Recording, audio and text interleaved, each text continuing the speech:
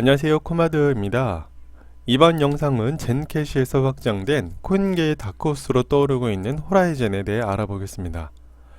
호라이젠은 로버트 비글레오네와 롤프 베르슐리스가 공동 설립하였으며, 로버트는 호라이 재단의 사장이기도 합니다.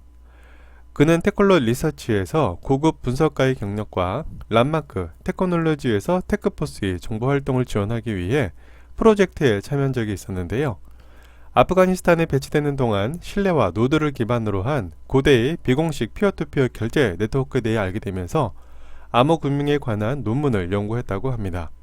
이를 통해 비글레오네는 비트코인이 디지털 시대를 위해 인간과 인간이 동등한 금융 네트워크를 구축해 줄 수 있다는 걸 깨닫게 되었다고 하며, G클래식 비공식 팀에서 아르바이트를 통해 만난 롤프와 비슷한 생각과 비전을 가짐을 알고 이후 둘은 G클래식을 포크하여 젠캐시를 설립하게 됩니다. 이 젠캐시가 현재 우리가 알고 있는 호라이젠입니다. 호라이젠은 G캐시에서 하드포크하여 만들어진 코인인 만큼 호라이젠에 대해 좀 더 정확한 이해를 위해서는 이전 영상인 G캐시 영상을 먼저 확인해 보시는 걸 추천드립니다. 그리고 젠캐시의 어드바이저가 이더리움의 CEO였으며 현재는 에이다의 CEO인 찰스 호스킨스이기도 합니다. 호라이젠의 구조를 보면 총 발행량은 비트코인과 동일한 2100만 개의 수량이며 4년이라는 반감기를 가지고 있습니다. 호라이젠은 다른 블록체인과 다른 젠도라는 사이드 아키텍처를 사용합니다. 메인 체인을 중심으로 수많은 사이드 체인을 구성하며 교차 전송 프로토콜을 통해 메인 체인에 공개되는 정보의 내역들을 사이드 체인에 보호하며 확장성을 중심으로 만들어가는 핵심 기술로 볼 수 있습니다. 젠더라고 불리는 사이드 체인이 필요한 이유는 각기 다른 블록체인을 연결하려면 확장성 거래에서 한계가 발생될 수 있으며, 이는 정보 처리량과 속도에서 문제가 될 수 있습니다. 이러한 해결을 위해 사이드 체인을 구성해 병렬 형식으로 작업을 분산하는 방식이라고 볼 수 있습니다. 스마트 계약과 같은 일들을 사이드 체인에서 구현도 가능하며, 부동산, 자동차 등기와 같은 상업 서비스도 사이드 체인을 통해 효율적으로 사용이 가능해집니다. 그런데요, 이 젠도는 단순함을 넘어 메인 체인과 연결되어 다른 블록체인 코드에도 적용될 수 있다는 것입니다. 크게 보면 모든 인프라 데이터의 상호적으로 운영 가능한 블록체인 기술이며, 메인을 그대로 두면서 젠도의 노드를 이용해 해당 정보를 암호화시킬 수 있다는 것입니다. 여기는 G캐시와 동일한 영지식 증명을 기반으로 솔루션을 구축했으며 탈중앙화를 이루는 목적을 가지고 있습니다. 쉽게 말하면 소유자는 어떠한 상품 및 판매 주문을 생성하고 그 주문 목록에 가격, 모델, 제품 정보, 구매자 정보의 내용을 기록합니다. 그리고 또 하나의 사이드 체인에는 구매자의 지불 내역을 기록하게 됩니다. 그리고 마지막에는 실제 판매될 상품의 기록이 담겨져 있습니다. 세 가지의 규칙이 완료되면 메인 체인으로 정보가 이동되는 방식이며, 이러한 과정에서 익명성이 보장되는 방식이 되며 메인 체인에서 블록체인화를 진행하기에 탈중앙화도 적용되는 것입니다. 이러한 적용을 하기 위해 앱이 개발되고 있으며 베타 서비스까지 진행된 상태인 듯 합니다. G캐시의 경우는 영지식 암호화를 이용한 보안 위주의 기술을 강화했다면, 호라이젠은 이 암호화 영지식 기술의 사이드 체인을 만들어 통제와 비통제를 확실히 구분지을 수 있는 방식으로 보이며, 화폐뿐 아니라 모든 산업에 사용될 수 있도록 확장성에 중점을 두고 있어 보입니다. 위 내용을 다시 종합해보면 완전한 분산화된 프로토콜로 네트워크가 제공하는 규모의 경제를 인프라와 함께 얻을 수 있으며, 사용자 및 애플리케이션 프라이버시를 위한 암호화가 제공됩니다. 여기에 실현 가능한 수익 모델과 토큰 또는 디지털 자산을 무제한으로 발행할 수 있는 특성으로 블록체인을 구축 시 비용 절감으로 경제적 효과까지 추구하고 있습니다. 하지만 아직 이 사이드 체인에 대해 세부적인 구조는 알 수는 없었으나, 혹시나 메인 체인에서 사이드 체인으로 작업 내용이 이동되었을 때 만약 그 노드에 문제가 생기는 일은 없을까, 반대의 경우도 예상해 볼 수 있었습니다. 하나의 처리 방식이 아닌 사이드 체인이라는 별도의 방식이 적용되는 것으로 보이기 때문에 현재는 이러한 기술이 혁신적인 기술이 될 수는 있지만, 복잡한 과정들은 차후 어떠한 예상치 못한 새로운 기술로 변수가 생길 때 더 치명적이지 않을까 합니다. 그래서 하나의 암호화 기술만 적용된 비트코인 형태인 G캐시와 전체 인프라를 구축하면서 확장을 중심으로 하는 호라이젠을 둘 다 가져가보는 그레이스케일의 전략이 아닐까 하는 개인적인 생각을 해보게 되었습니다. 호라이즌은 개인정보를 보호하면서 프라이버시 활성화를 위한 기술이기에 그 초점은 지식이 없어도 사용할 수 있는 도구라고 합니다. 현재 대부분의 시장은 매크로 및 데이터의 규칙으로 수익을 창출해 가고 있으며 개인정보와 환경에서도 상호적용 가능한 퍼블릭 블록체인에 적용할 수 있도록 하는 것이 호라이즌이 해온 일이라고 합니다. 공공적인 목표는 젠두에 자신만의 블록체인을 구축할 수 있도록 돕는 것이라 볼 수 있습니다. 호라이즌은 작업증명 시스템과 지분증명 시스템을 결합합니다. 즉, 작업증명을 사용하여 작업을 검증하는 채굴자와 작업을 검증하기 위해 참여증명을 취하는 검증인 모두 인센티브를 받게 됩니다. 호라이즌의 메인 체인은 작업증명 시스템을 사용하여 합의를 유지하고 사이드 체인은 합의를 위해 지분증명 시스템을 사용합니다. 여기에는 노드라는 게 존재하며 노드 유형은 세 가지로 첫 번째는 전체 일반 노드입니다. 이는 모든 퍼블릭 블록체인에는 전체 노드가 필요로 합니다. 블록체인의 최신 사본을 유지하고 올바른 포트가 열려있는 IP 주소를 통해 연결할 수 있습니다. 두 번째는 보안 노드이며 메시지 가로채기 공격과 같은 이벤트를 방지하기 위해 노드 간의 통신을 보호하기 위한 TLS 암호화가 활성화된 전체 노드입니다. 마지막 세 번째는 노드의 슈퍼 노드로 더 강력한 보안 노드입니다. 이는 체인의 보안 노드를 추적할 수 있는 호라이즌의 사이드 체인을 호스팅하여 보다 개인적이고 안전한 탈중앙화를 향한 중요한 역할이라고 합니다.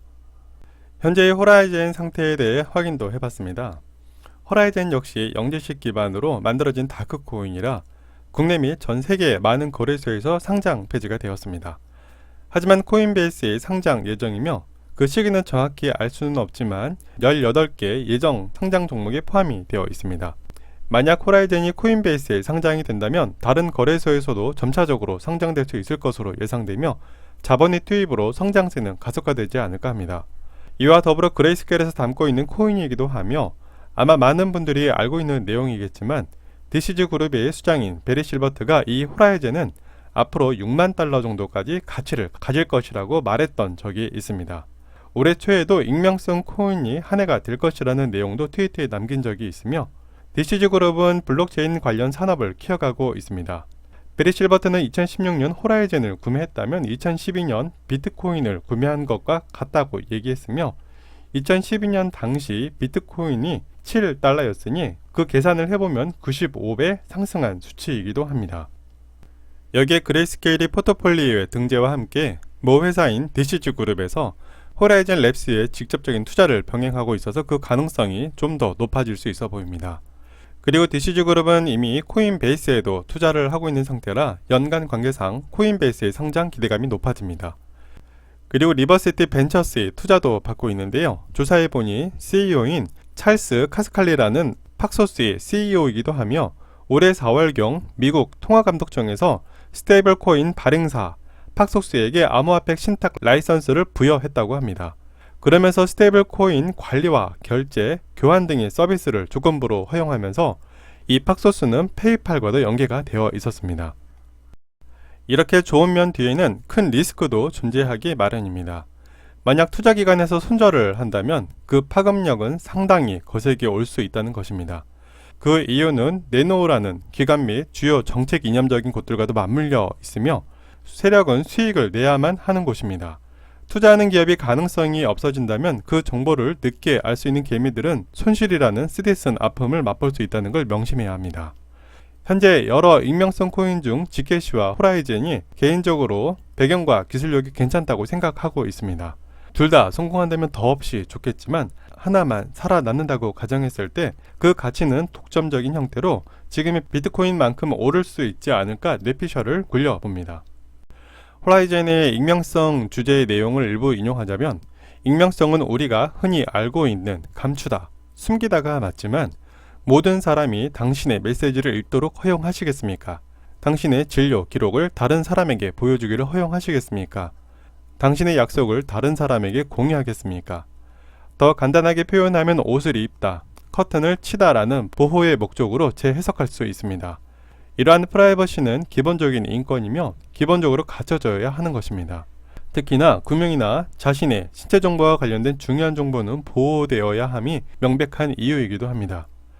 하지만 현재의 대부분 사람들은 사소한 것 하나하나에서 어떠한 회사들은 사용자가 어디에서 쇼핑을 하고 무엇을 먹고 어떠한 것을 검색하는지에 대한 사사로운 것까지 기록하고 수집하고 있습니다. 이런 정보들이 모여 당신이 누구이며 무엇을 하고 있으며 소비 행태와 이동 경로 등 전반적인 짜맞추기가 가능해질 것입니다.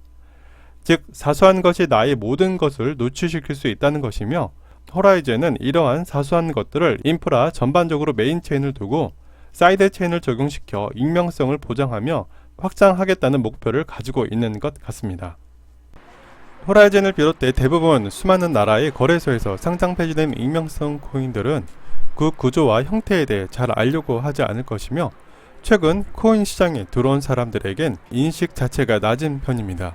왜냐하면 그 코인 말고도 수익을 올려줄 다른 코인들이 많기 때문일 듯 합니다. 이렇듯 아무리 기술이 뛰어나고 수준 높은 개발력을 가졌다 하더라도 인식과 수용성에서 받쳐주지 않는다면 빛 좋은 개살구일 수 있습니다. 이런 면에서 호라이즌은 그 문제점을 정확히 알고 있기에 젠더를 통해 확장성 면에서 중점을 두고 생태계를 넓히려 하고 있습니다. 수많은 코인이 자기만의 기술력을 인프라에 대입시켜 살아남기 위해 노력하고 있지만, 호라이즌과 같은 화폐의 성격을 가진 익명성 코인은 다른 코인들보다 그 이상의 경쟁력을 갖춰야만 살아남을 수 있을 것 같다는 생각이 듭니다. 영상을 제작하면서 드는 생각은, 기술은 어떻게든 성장하면서도 변화를 시도해 인프라에 적용하면서 프라이버시를 목적으로 하고 있음에도 규제 및 관리 감독 주체는 개선보다는 제재를 우선시하고 있는 게 아닌가라는 생각이 들었습니다. 무조건적인 제재라는 회피보다는 수용할 수 있는 규제 방안을 마련해 인권에 대한 프라이버시를 제공받을 수 있도록 하는 것이 꼭 가상화폐가 아닌 앞으로 반영될 블록체인과 익명성 기술에서 더욱 견고해질 수 있는 사회 시스템이 아닐까 하며, 만약 기술이 인정받고 그 존재 가치가 분명함에도 규제권에서 벗어나지 못한다면 아마도 그것은 통제권 아래에 두겠다는 정부의 강한 의지가 아닐까 생각됩니다. 마지막으로 CEO의 역량과 인터뷰 내용들을 꽤 많이 찾아봤었습니다. 익명성을 담은 호라이즌에 대한 의지도 높지만 비트코인에 적용된 블록체인에 믿음을 가지고 있으며 아프간 시민들에게 관련 수업을 할 만큼 열정적이었습니다. 열악한 환경에서 기회를 제공받지 못하는 수많은 사람들에게 블록체인 화폐의 가치가 있다는 것을 알려주고 있었으며, 개인정보와 프라이버시를 포기하는 대가로 무료 기술을 사용할 수 있다는 암묵적인 개인정보 동의의 그 인프라를 확장시켜 개인정보 보호 목적도 강화시켜 나가겠다는 의지가 엿보였습니다. 오늘은 호라이즌에 대해 알아봤습니다. 영상은 호라이즌 참고 영상으로만 봐주시기 바랍니다. 시청해주신 여러분께 감사드립니다.